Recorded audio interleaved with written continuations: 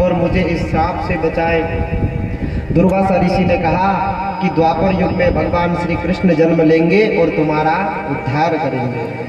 अब ये तृणावर्त पहले जन्म में हिरण्याक्ष का पुत्र उत्कय था।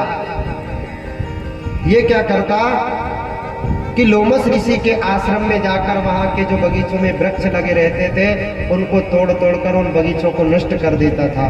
तो लोमस ऋषि ने श्राप दे दिया कि मैं तुझे श्राप देता हूं, मेरे श्राप से तेरा शरीर ही खत्म हो जाए। इसलिए तृणावर्त का शरीर खत्म हो गया। वो भी उन ऋषि के चरणों में गिरा और कहा कि मेरी मुक्ति कैसे होगी। तो उन ऋषि ने भी वरदान दिया था कि द्वापर युग में भगवान श्री कृष्ण तुम्हारा उद्धार करेंगे। आज भगवान श्री कृष्ण ने अपना वादा यहाँ निभाया है। ब्राह्मणों के वचन को बार बार भगवान ने सत्य किया ही है।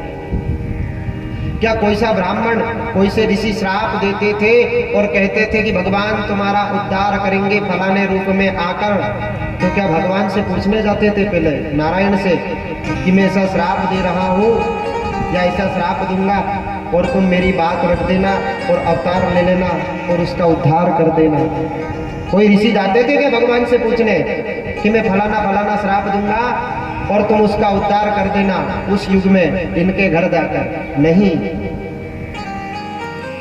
लेकिन ब्राह्मणों की इतनी महानता थी, उनके कर्म इतने अच्छे थे अन्य युगों में कि भगवान को उनकी भक्ति के आगे नतमस्तक होना पड़ता था।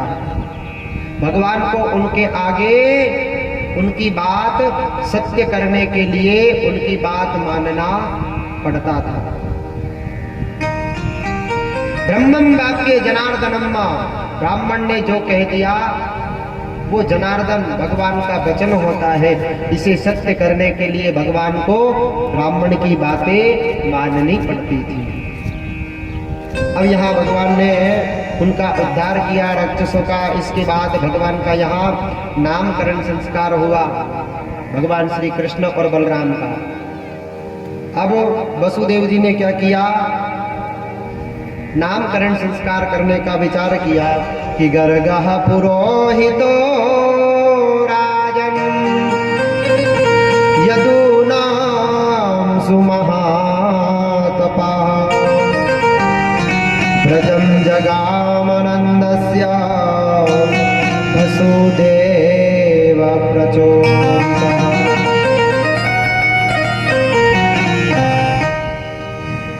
भगवान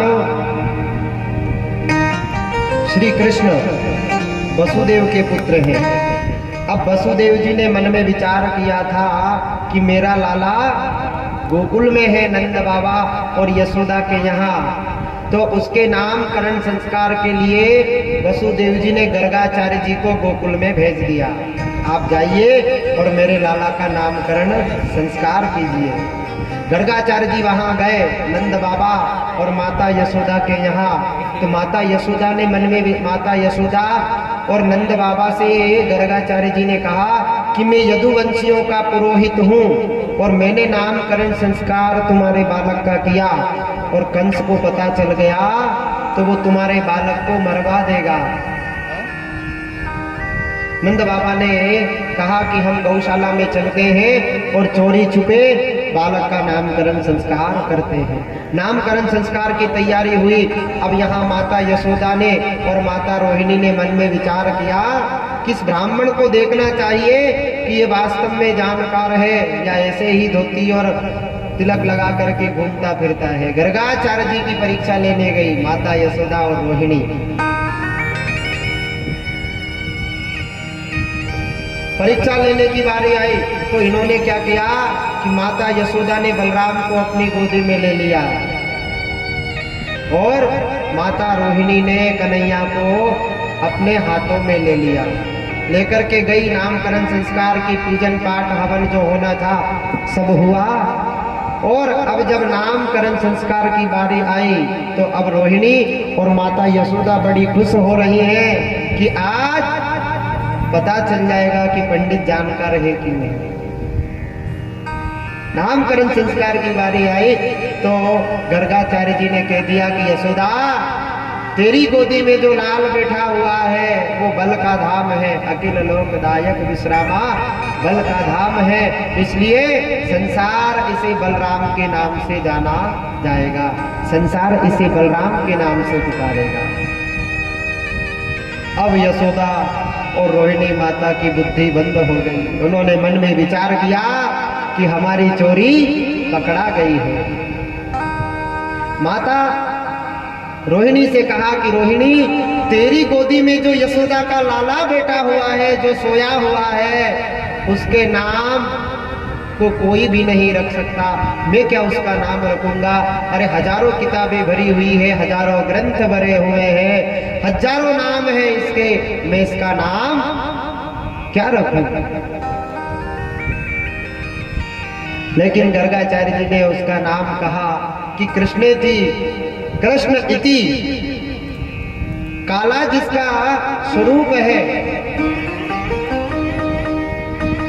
जिसका स्वरूप काला है, जिसका रंग काला है और जो रात में जन्मा है,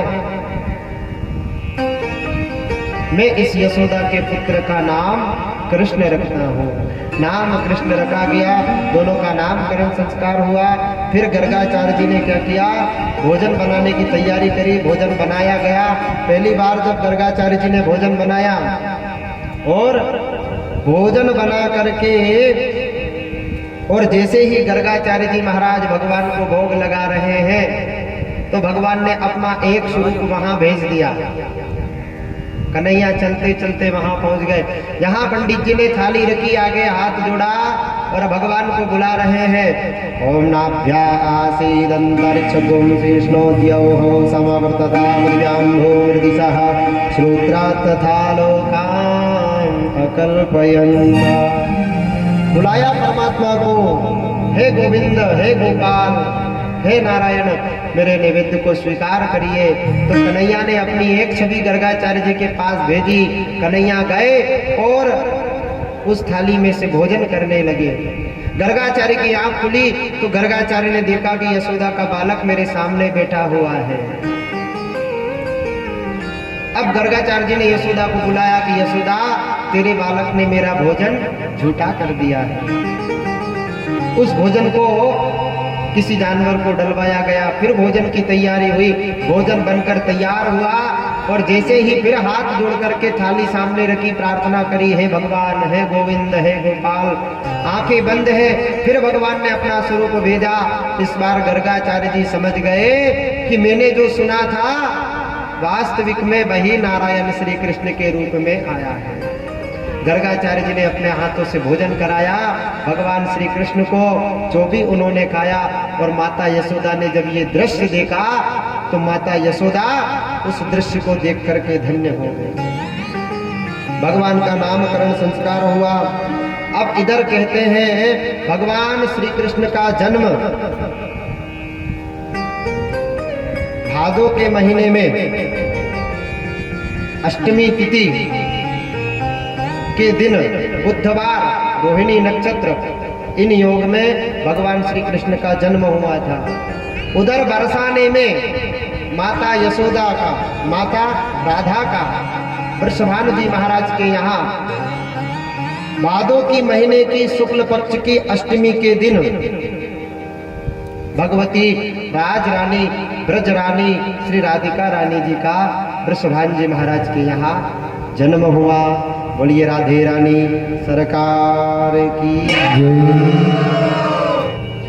भगवती राज रानी श्री राधिका जी का वहाँ जन्म हुआ। और कहते हैं भगवान श्री कृष्ण से भगवती राधा रानी कितने दिन बड़ी है? 11 महीने। भगवान से बड़ी है राधा जी 11 महीने।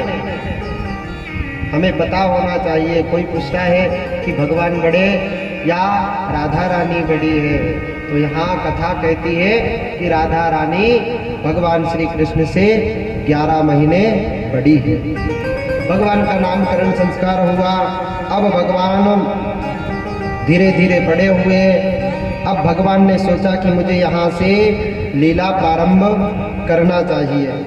अब भगवान थोड़े बड़े हुए, गांव में घूमने लगे दोस्तों।